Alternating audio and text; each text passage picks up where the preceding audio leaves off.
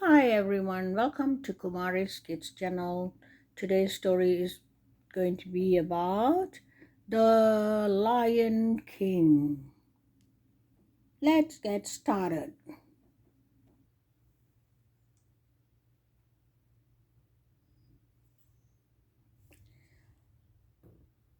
The sun came up over the African plain, hot and brilliant, just as it had done since the beginning of time. Today, the first rays of the morning sun fell on the astonishing sight. Across the vast pride lands, animals moved in great herds heading from a single destination. Elephants plodded steadily. Antelope leaped through the grass. Giraffes looped. Cheetahs raced. Ants marched in a single line while huge flock of flamingos winged across the sky. They were all journeying to Pride Rock to celebrate the birth of King Mufasa's son. Above the gathering on top of Pride Rock, the wise old mystic approached King Mufasa and Queen Sarabi. He cracked open a gourd, dipped his finger in the liquid, and made a special mark on the infant's forehead. Then he carried the cup to the edge of the rock and held it high.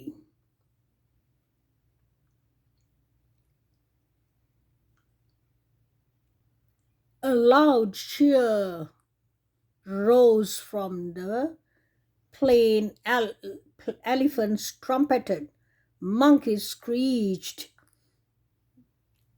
zebras, rhinos, and a host of other animals stamped their hooves. Then a hush fell over the gatherings. Together, the animals of Mufasa's kingdom knelt before Simba, the new prince.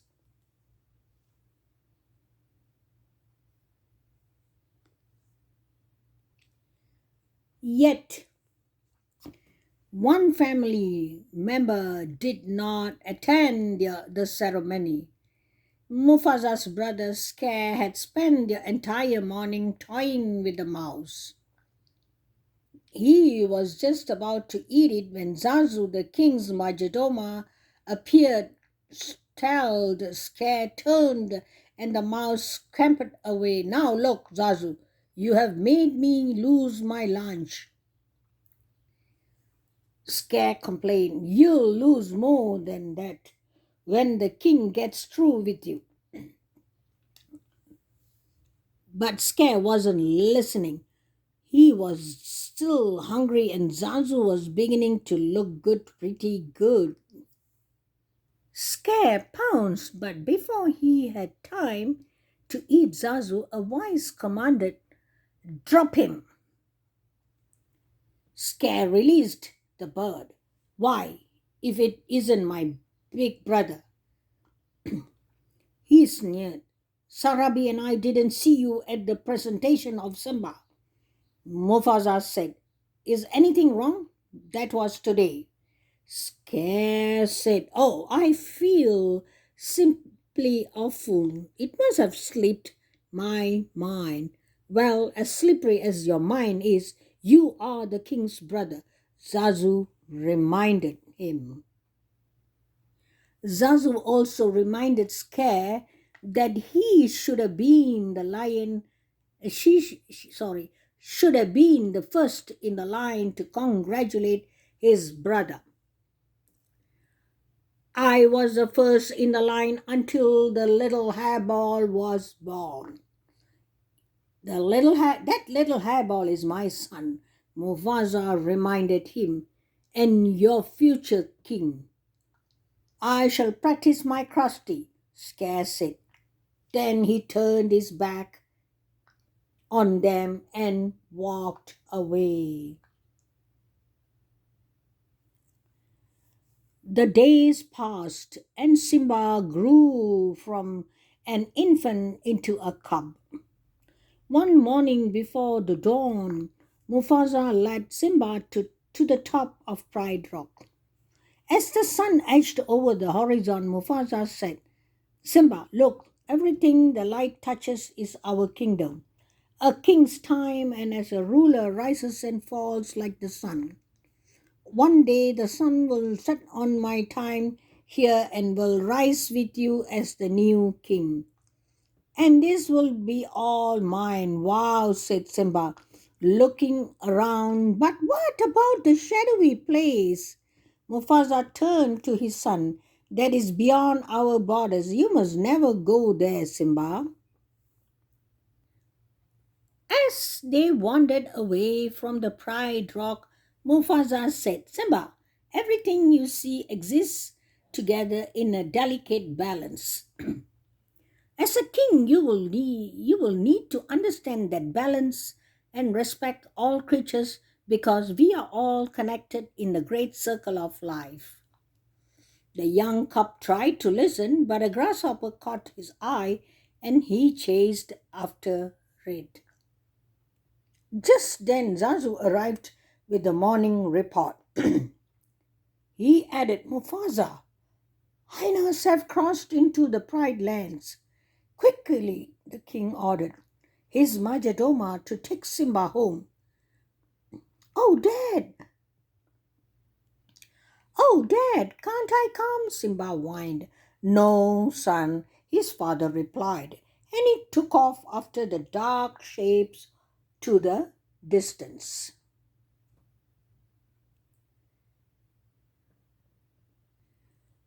After Zazu made sure that Simba as was home safely, the excited cub found Scare sunning himself on a rock. Hey, Uncle Scare, Simba cried. My dad just showed me the whole kingdom and I'm gonna rule it all. Scare scowled. Then slowly he began to smile. So your father showed you the whole kingdom? Did he? Did he show you what's beyond that rise on at the border? No, said Simba. He said I can't go there. And he's absolutely right, Scare replied. It's far too dangerous. Only the bravest of lions go there. An elephant graveyard is no place for a young prince. And an elephant, said Simba. Wow! Oh dear, I have said too much, said Scare, grindingly slyly. Just do me one favor, he added. Promise me that you will never visit the dreadful place, and remember, it's our little secret. As Scare backed away, Simba stared at the distant spot on the horizon. He had no idea that Scare had cleverly set a trap to rid himself of the future king forever. Simba knew that he would be disobeying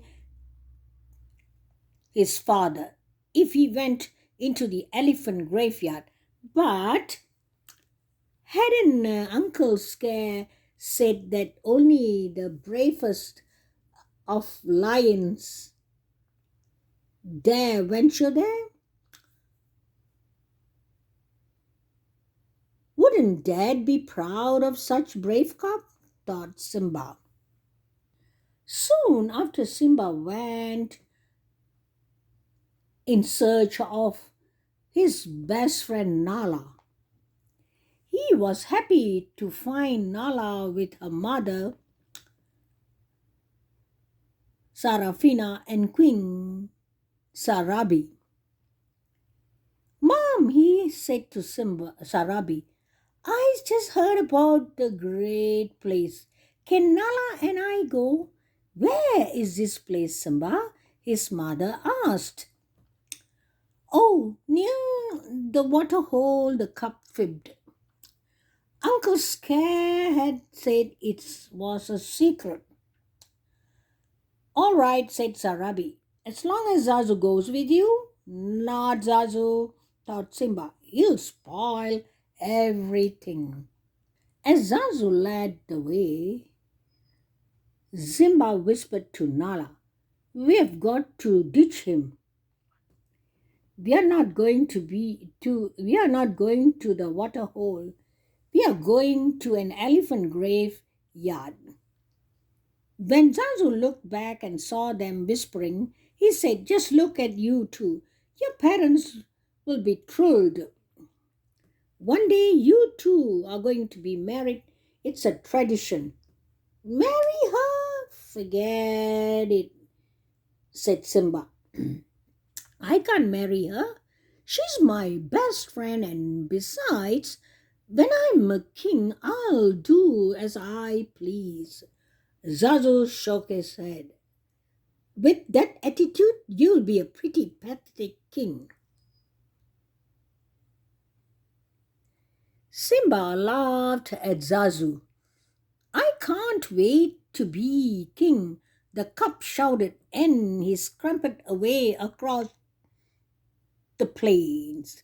Nala followed, and the two of them darted in out of herds and escaped from Zazu.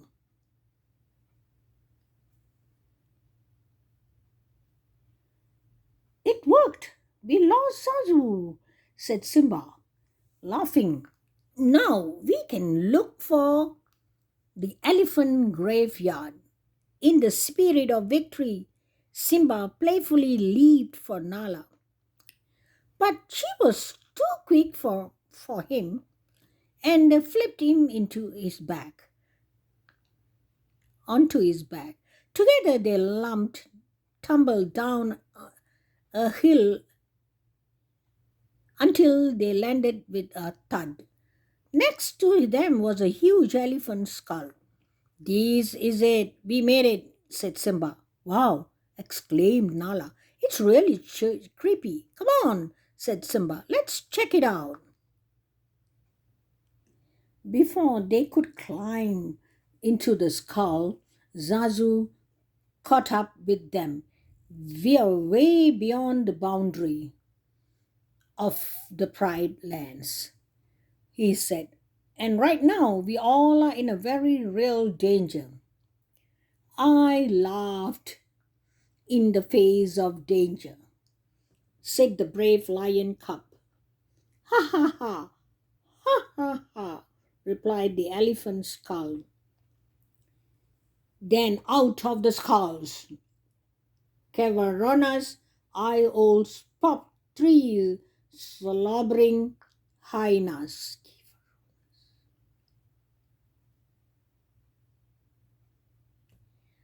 Well, well, Banzai, what have we got here? Said one hyena. I don't know, Zenzi answered another. What do you think, Id? Id, the third hyena, just licked his lips and laughed. Baring their fangs in wide grins, the hyenas crept toward the trespassers. They grabbed Zazu first. Why don't you pick up on somebody your own size? Shouted Simba. The hyenas dropped Zazu and raced after the cubs. When Shenzi threatened Nala, Simba swept his claws across the hyena's nose. The hyenas raced after the cubs, who found themselves trapped inside their bones of an elephant rib cage. Then the angry hyenas advanced Simba, their sharp teeth gleaming, a giant paw suddenly struck Zenzi, sending her and the other hyenas into a pile of bones.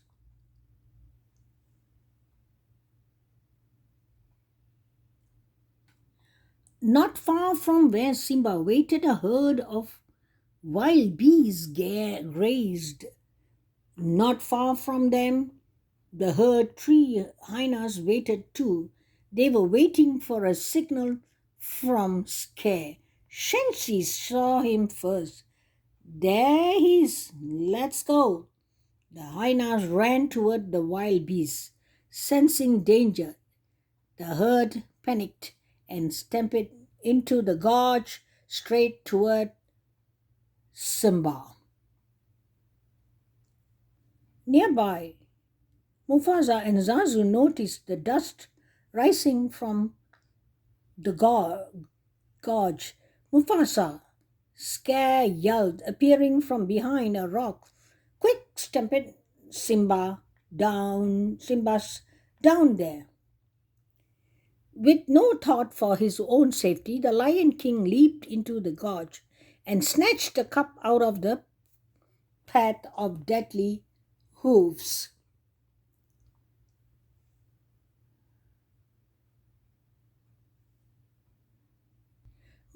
Mufasa jumped onto a rocky ledge and set Simba down. Suddenly, Mufasa felt the rocky wall crumble beneath his paws. He fell back into the herd, badly hurt. He tried to climb rather another cliff. Looking up, he saw Scare. Brother, help me, Mufasa pleaded. Scare leaned towards Mufasa and pulled him close. Long life, King, he whispered. Then let go. Mufasa lost his grip and disappeared beneath the mass of moving animals.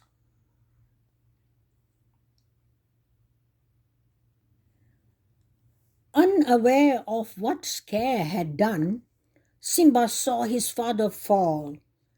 When the wild beasts were gone, the cup raced down into the dust-filled gorge. There Simba found his father. He nuzzled the motionless body, but the great Lion King was dead.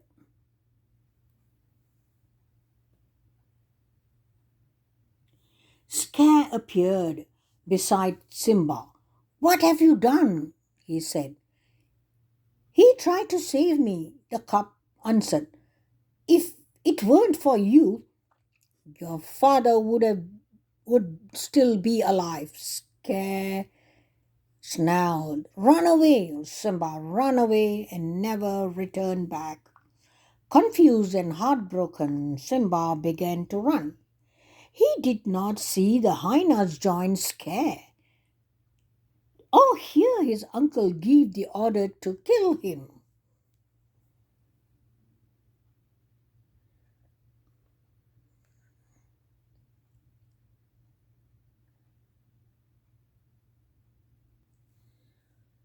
When Simba opened his eyes again, the burning sun and the vultures were gone. But a mercat and a wet hog were standing over him. You okay, kid? Said Mercat. You nearly died, said Wet Hog. We saved you. Thanks for your help, Simba replied.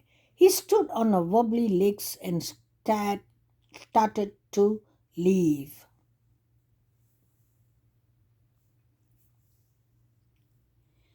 The mercat called after the shaky cub. Where, where are you from? It doesn't matter, Simba said quietly. Then he admitted, I did something terrible, but I don't want to talk about it. Then you are an outcast, cried the merchant. So are we. My name's Timon, and this is Pumbaa. Take my advice, kid. You gotta put your past behind you No past, no future, no worries. Hakuna Matata.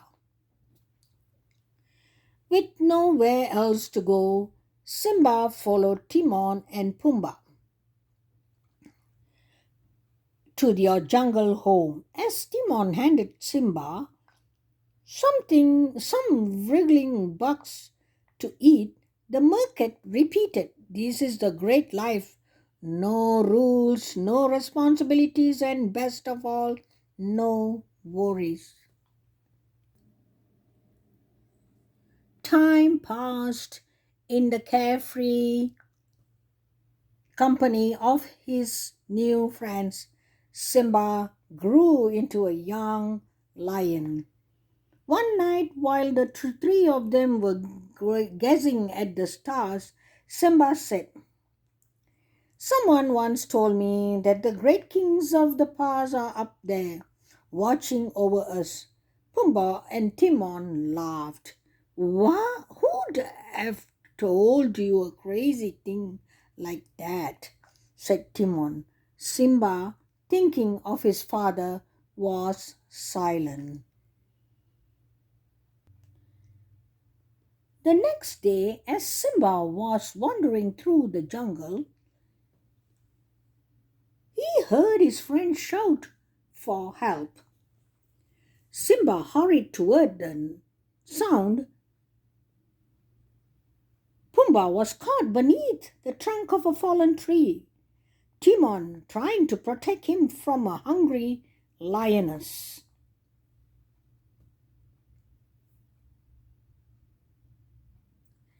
As she leaped, Simba threw himself forward and knocked the lioness aside.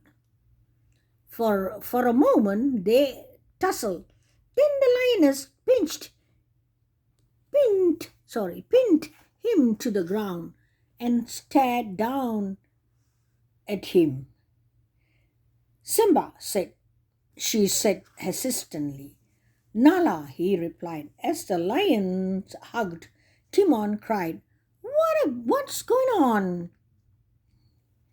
here?" Simba laughed and introduced Nala to his friends. She smiled politely, but she could not stop staring at Simba. "Finally," she said, "everyone thinks you are dead." They said, Simba, they do, Simba said. "Yes," Scared told us about the stampede. "What else did he tell you?" Simba asked cautiously. "What else matters?" Nala exclaimed. You are alive, and that means you are the king." "King?" cried Timon and Pumbaa, surprised.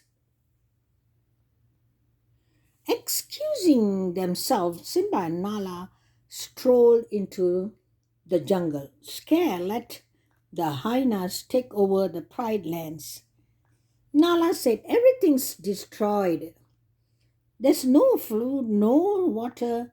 Simba, if you don't do something soon, everyone will starve." "I can't go back," he insisted.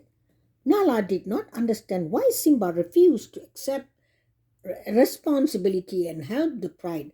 "What's happened to you?" she asked. "You're not the Simba I remember." "You are right. I am not," he said. "Now you are satisfied?" Before he turned to leave, Simba added angrily, "Listen, you think you can just show up and tell me how to live my life? You don't even know what I've been through." Nala called after him, but Simba ignored her. That night, while the others slept, Simba sat on a rock and gazed up at the twinkling sky. "I don't care what anybody says," he said aloud. "I won't go back. What would it prove, anyways? It won't change anything. You can't change the past." Then Simba heard a strange sound. Somewhere in the jungle, someone was chanting in a sing song voice. As if from nowhere, the bent figure of an old baboon appeared. Who are you? Simba asked, slightly annoyed. The question is, who are you? Said the baboon.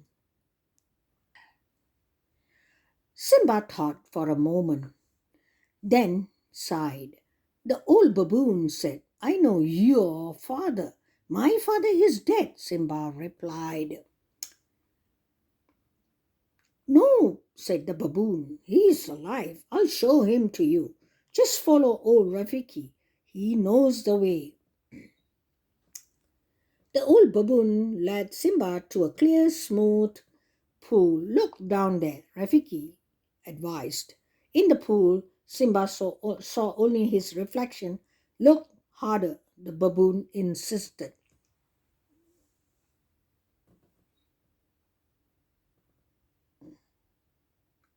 A breeze rippled the water. When the pool became still, Simba stared at the face of his father. You see, Rafiki said, he lives in you. Simba heard a voice call his name, and he looked up and saw the image of his father in the stars. Look inside yourself, Simba, said the father's image. You are more than what you have become. You must take your place in the circle of life. Remember who you are. You are my son and the one true king. Remember, the vision faded. Simba remained alone thinking. The next morning, Nala, Timon, and Pumbaa looked all over for Simba. Finally, Rafiki caught up with them. You won't find Simba here, the baboon said. The king has returned. Timon asked, What do you mean? He's gone back to challenge his uncle, Nala exclaimed.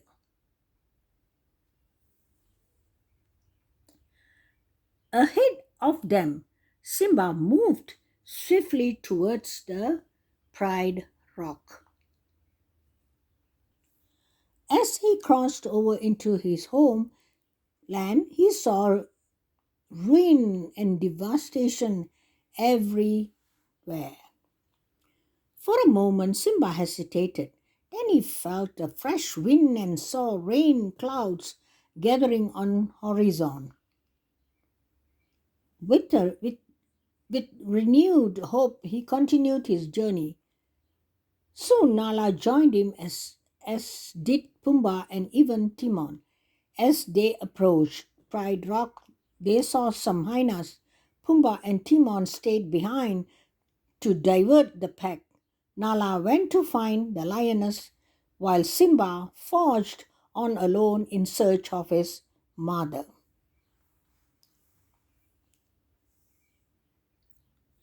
Meanwhile, a Pride Rock scare regined without shame.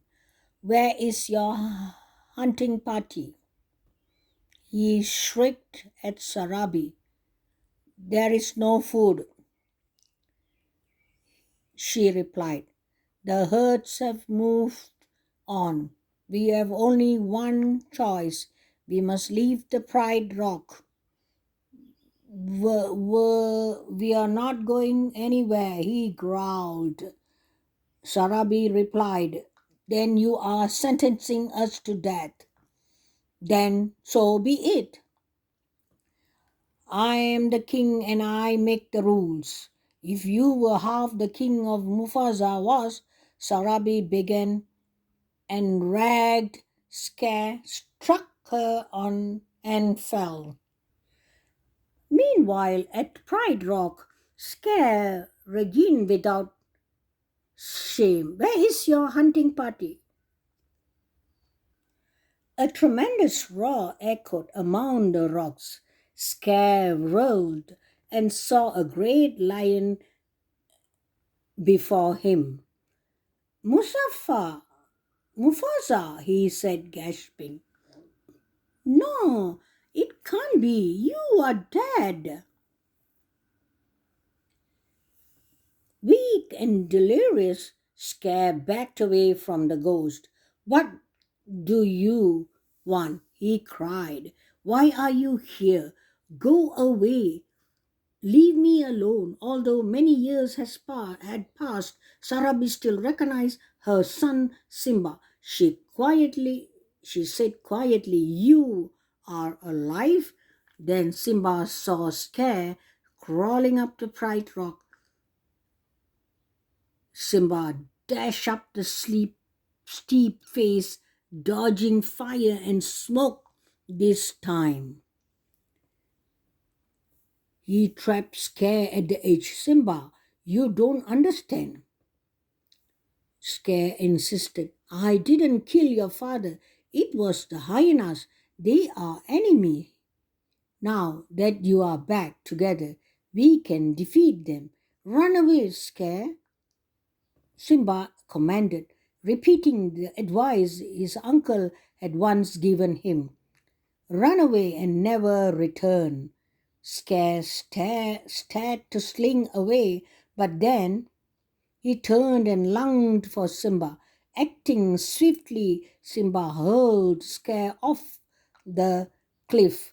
The sound of hungry hyenas drifted up from the gorge, revealing Scare's awful fate.